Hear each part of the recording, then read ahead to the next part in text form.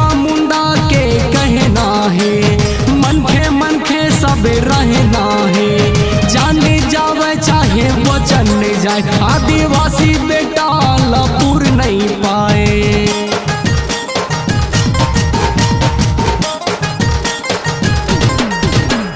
बिरसा मुंडा के कहना है, मनखे सब रहना है। जाने जावे चाहे वचन जाए, आदिवासी बेटा लपूर नहीं पाए। जल जंगल के हम रखवाला, मनखे के आदिवासी लाला। जागो जागो आदिवासी, हमें उठाओ मूल निवासी। जागो जागो आदिवासी, हमें उठाओ मूल निवासी।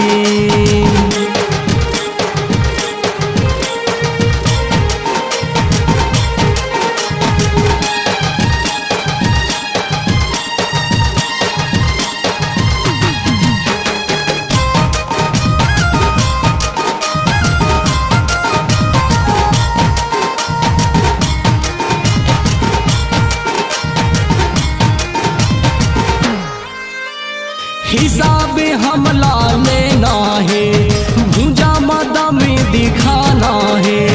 आंधी आवे चाहे तूफान आवे, आगे हम न बढ़ते जाना है।